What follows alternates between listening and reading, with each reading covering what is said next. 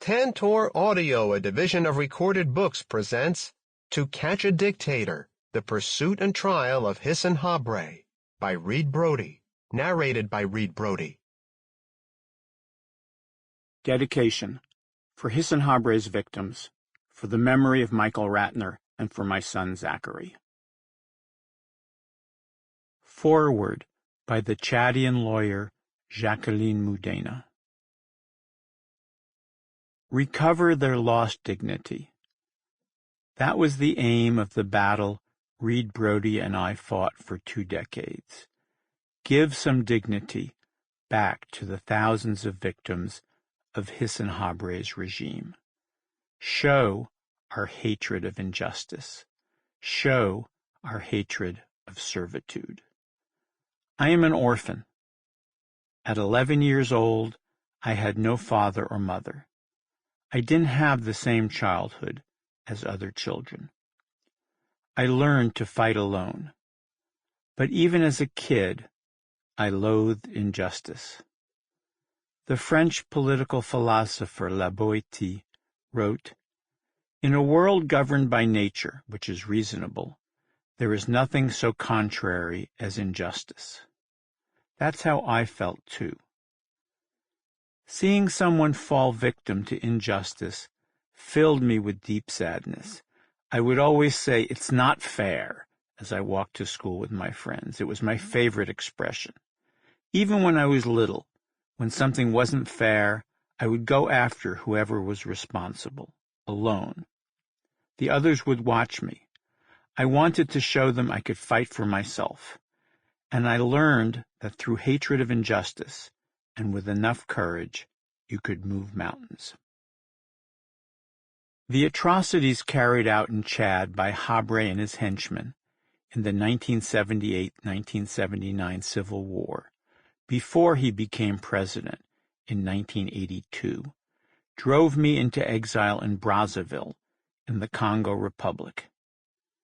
Even though I was far from my country, I could see how many orphans the Habré regime was producing. Seeing children whose parents had died because of the megalomania of a brutal man left a very bitter taste in my mouth. I could easily put myself in their place. At the time, I was studying law, and I was determined to become a lawyer for the voiceless, to represent those who didn't even know they had rights. I thought of Aimé Césaire, who wrote, "My mouth shall be the mouth of voiceless misfortunes. My voice shall be the freedom of those who break down in the dungeon of despair." As soon as Habré fell from power in 1990, I started imagining his trial, and imagining, too, that I would be part of it. At the time, I believed that the Chadian government would prosecute him, but I soon understood that would never happen. Seeing all those victims, those widows, those orphans from the Habré years brought back the same rage, the same anger at the injustice I had felt when I was little. The Pinochet case encouraged us. It was possible to prosecute a former head of state, but you don't take on a dictator alone. In Reed, I found a brother, a comrade in arms. We were so different. He was fighting for human dignity, fighting to put powerful people behind bars. I was fighting for my people, for my continent. He was thinking about the world and about humanity. I was thinking about my brothers, my sisters, my compatriots. In a world without crime, we would not have met. In a world without human rights activism, we would not have gotten to know each other. What brought us together were the torture, the massacres, the mass graves, the hardship and suffering and stress of the Chadian people. A Chadian lawyer and an American lawyer. Everything separated us, but we joined forces to defend universal values, and we won. Despite our huge differences and repeated failures, despite our numerous arguments, despite his atheism and my Christianity, we restored some honor to people who had no voice, to people who had no freedom. Together, we shared the burden of the campaign for the fair trial of Hissène Habré. As Frantz Fanon wrote, "We are nothing on earth if we are not first and foremost slaves to a cause, the cause of peoples, the cause of justice and liberty." But it was so long, it was so difficult, it was so dangerous. I met Reed for the first time in Dakar in May 2000. We had just filed a case against Habré, accusing him of torture and crimes against humanity. We had taken the crazy gamble of petitioning the Senegalese courts under the UN Convention Against Torture. I was young then, and Reed didn't believe I'd be up to the task. But the fact that he thought this and said it to some of our friends only made me more determined to forge ahead, to keep working, to keep learning. In time, Reed came around and supported me at every turn. He paid attention whenever I ran into difficulties or felt unsure of myself. He always tried to help. He always thought of me and supported me. The affection and solidarity he showed me over the years have a lasting place in my heart. In the end, we shared the same all-consuming obsession to convict Hissène Habré, to convict him in a fair and equitable way, for Chad, for Africa, for the world. We wanted to show that dictators can't always hide and get away with their crimes.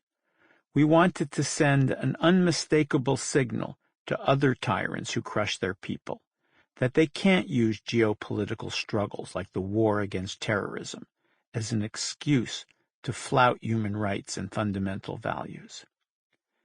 It was Reed who set the pace.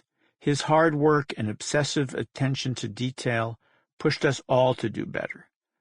Many times he'd disregard the time difference across continents and wake me to discuss some new idea and solicit my thoughts. He didn't look at the clock. The way he saw it, we just had to keep going. We had to succeed. For him, there was no "oh well," no "never mind." We often got cross with each other. I rebuked him for not listening to others enough, for only listening to himself. Over the years, he got better at listening to me, at moving in my direction too. It was a long struggle. For 14 years, all of us, survivors, victims, orphans, and yes, lawyers too, suffered as Habré continued to go unpunished. Politicians and diplomats wanted nothing to do with this hot potato, as Senegalese journalists called the case. But we carried on regardless, mobilizing victims in Chad and investigating and documenting the crimes to keep up the pressure. We became a thorn in the side of those who wanted to politicize our fight for the rule of law and justice. In Senegal, Hissène Habré had set up a powerful network of people who protected him. They wanted to paint him not as a criminal despot, responsible for the horrific deaths of their Chadian brothers and sisters, but as the savior of Africa. We were fighting for the memory of those who perished. We were lawyers from beyond the grave, shaking the foundations of the temple of the powerful. In every great fight against impunity, in every campaign for justice and transparency, as soon as you get close to the heart of the thugocracy, nothing is off limits. Friends switch sides, and disinformation becomes a new form of communication. And so, even after we began to win our fight, after a new Senegalese president announced in 2012 that he would organize a trial, and the African Union created a special court to hear the case, we had to redouble our efforts. It was our responsibility to make sure that the trial was exemplary, that the evidence was strong, that the victims and their lawyers showed dignity. We had to set aside our exhaustion and our clashing egos and form a common front to face the extraordinary pressures of the moment. We knew the other side would play dirty, and they did. Habré chose vulgarity over dignity, preferring to defy the judges in court rather than to accept their authority. Plainly, the former warlord still thought he was above the law. For the victims, though, the trial was a moment of glory. Finally, they were being taken seriously. We succeeded in showing the world the true terror of Hissène Habré's regime. In minute detail, we revealed the inner workings of a repressive machine set up and controlled by the former tyrant. Rarely has there been an international criminal case as convincing as the one we had presented, or as shocking. I would like to pay particular tribute to the women who testified about the rapes and other terrible acts of sexual aggression that they endured at the hands of Habré and his police and military. They dared break a taboo in front of the former dictator, in front of the world, under the glaring lights of an international court. The truth that they spoke has had widespread repercussions, emboldening young women and their families in Chad to bring rape cases for the first time. Their example encapsulates the importance of the fight against impunity. It's a way of breaking the vicious cycles of corruption and human rights violations that grow worse the more they go unpunished. In countries like Chad, impunity has become ingrained in government practice, a way for one clan to assert its domination over the rest of the population. Impunity sets up hierarchies, dividing people into two distinct castes, those who steal the country's resources and grant themselves the right of life and death, and their victims. My objective, my dream, is to achieve zero impunity in Chad. It is the stone I want to lay in the construction of my country's development. We succeeded with our former dictator, but there is still so much to do. My wish is that our work inspire future generations of lawyers and civil rights advocates, not just in Chad, but across Africa, where impunity is the source of most of the continent's problems. All my brothers and sisters talk about it. Even the African Union talks about it. But most African leaders treat these conversations as empty words. They take no concrete actions. It is up to us, the civil society activists, to make a difference. It's a difficult, dangerous, and painful task. You can't know how great the obstacles are until it becomes your daily struggle. You have to have broad shoulders. For us, the Habré case is a source of huge pride, the first milestone in a much broader fight. The precedent it has set is now inspiring victims of abominable crimes in places like the Gambia, the Central African Republic, and Côte d'Ivoire. For those who want to embrace our cause, I say, listen to this book. Listen to it like a manual, like a set of instructions. Learn from our mistakes and our successes. Listen to the words of Reed Brody to the end, because without him, there would have been no Habré trial. We won because we had this man by our side. I always tell survivors, widows, and orphans, if Reed hadn't taken on this case, the person responsible for all your suffering would not have been put behind bars. If Reed had abandoned us, as others did, we wouldn't have obtained justice. So, Reed, thank you, and thank you on behalf of the victims, too. I give thanks and glory to God, my Father, and Jesus, who made this struggle possible and crowned it with success. Prologue. For 16 years, I dreamed of this moment. One of the world's most pitiless dictators, a man who had slaughtered his own people to seize and maintain power, who had burned down entire villages and built clandestine dungeons to inflict medieval torture on his enemies, was at last where he belonged, in the dock of an international criminal tribunal. I'd never caught more than a glimpse of him in the flesh, this man who had consumed my every waking hour for longer than I cared to remember. But now Hissène Habré, the butcher of Chad, was sitting just a few feet away from me in a Senegalese courtroom. His authority gone, the all-consuming fear he once inspired, now just a haunting memory. For the past quarter century, Habré had enjoyed a comfortable exile just a few miles from where we were sitting, with villas and servants and dazzling views of the Atlantic Ocean.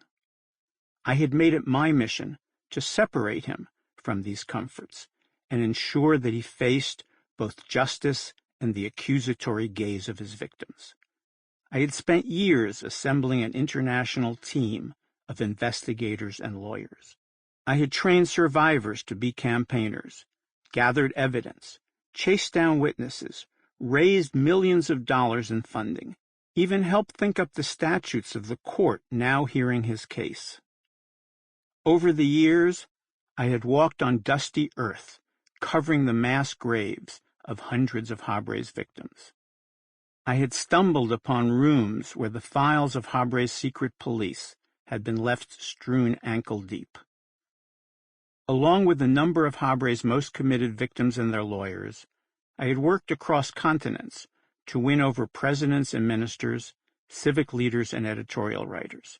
And now, thanks to all those years of work, we had Habré exactly where we wanted him.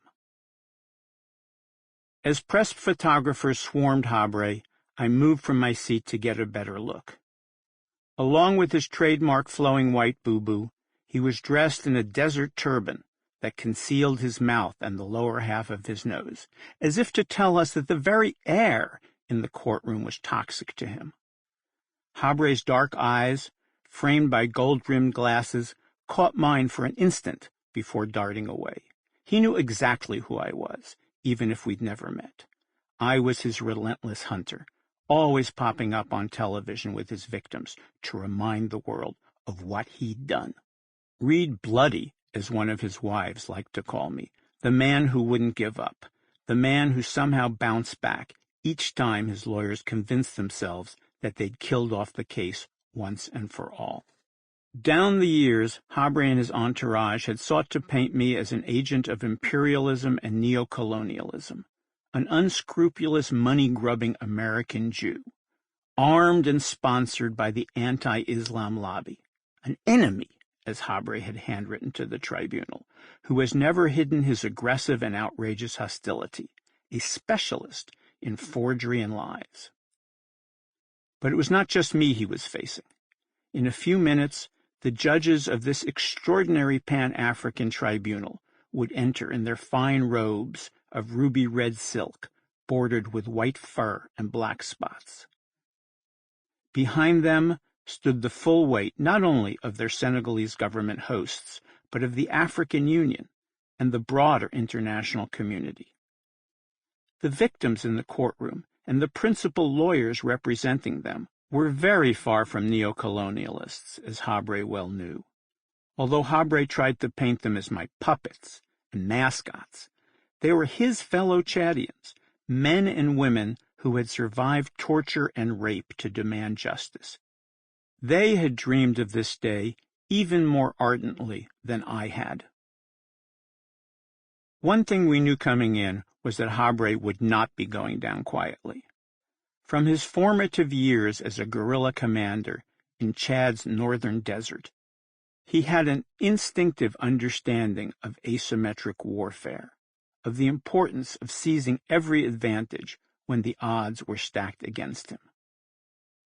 Even before the judges swept in to occupy their seats, dozens of his supporters burst into the courtroom, chanting slogans, and Habré stood up and shouted right along with them.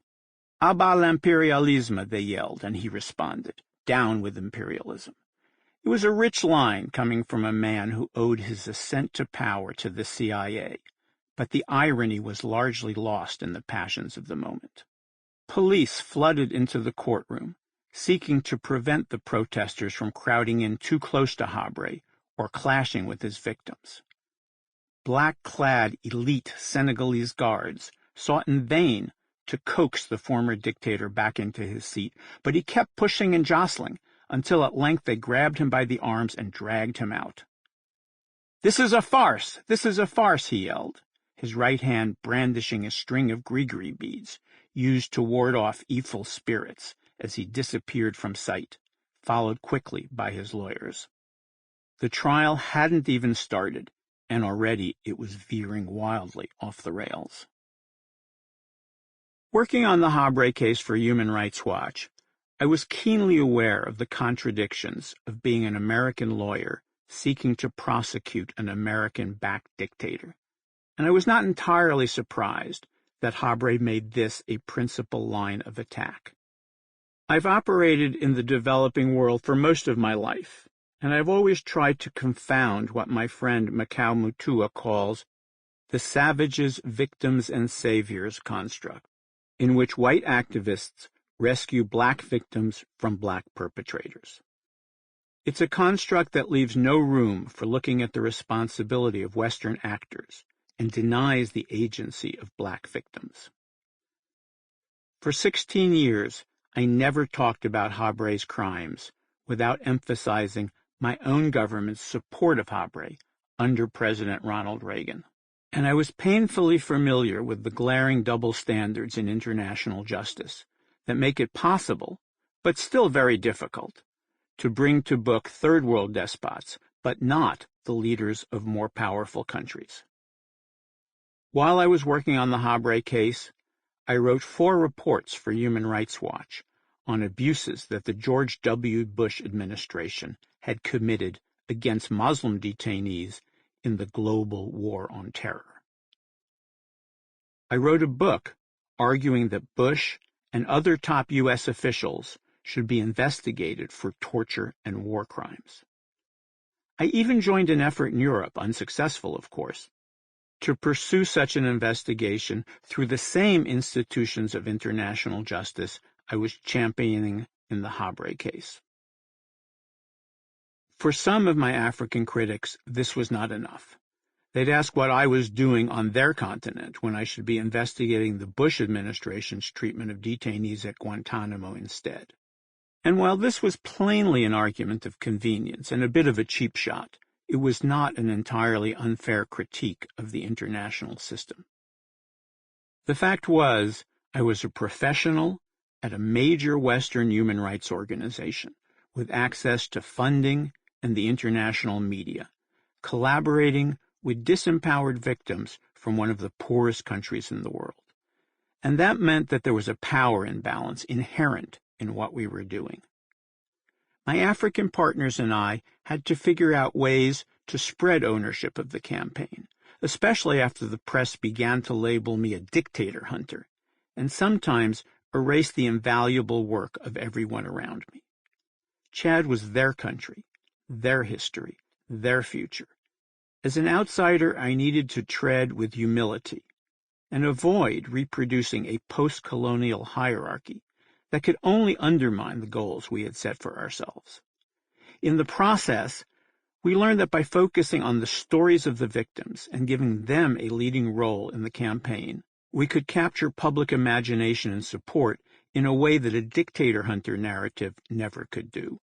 I certainly made my share of mistakes along the way, mostly as I shuffled between my different roles as strategist, fundraiser, press agent, counsel, and producer of the prosecution effort. I grappled with my tendency to want to control everything. As a former tournament chess player, I often imagined that I was sitting across a board from Habré, locked in a battle of wits that only one of us could win. The long game was in my bones, and it required discipline, patience, and, yes, a degree of control that others sometimes chafed against. The French lawyer Olivier Bercot, whom I hired to work directly with Habré's victims in Chad, observed early on that I would often think of my allies, the victims, their lawyers, fellow activists, like chess pieces to be moved strategically as I saw fit. But of course my partners were free-thinking individuals, deeply invested in the case in their own right. not objects of my will. And checkmating Habré was not our only goal. Our campaign needed to be exemplary. We needed to make sure that any trial was both fair and seen to be fair. We needed the victims to receive the recognition and compensation they deserved. We weren't about to cut deals or make dirty compromises with the abusive Chadian government that had replaced Habré, or with anyone else, just to come away with something we could call a win. For me, the Habré case was the culmination of an activist life, whose roots went all the way back to childhood. My mother was an urban public school arts teacher who inspired students from the toughest of backgrounds to win prizes year after year. She crossed picket lines, risking the ire of her fellow teachers to support the black community's control of her school, and she took me to civil rights demonstrations and peace marches. She also wallpapered my childhood room with maps, instilling me with a lifelong love of cartography and a curiosity for foreign places. My Hungarian Jewish father survived forced labor in German camps during World War II, eventually escaping to join the Soviet Red Army and participate in the liberation of Budapest, before emigrating penniless to the United States, where he became a beloved university literature professor. When I was 12, my little brother and I declared independence from parental tyranny and wrote a constitution for our new country, which we called Brodania, based on equal rights and a ban on trade with any country governed by a dictator or a king. At 15, I went door to door in our poor Brooklyn neighborhood to support progressive political candidates. I was a college leader in the anti-Vietnam War movement. As a young lawyer in 1984, I took a trip to Nicaragua to see the Sandinista revolution up close.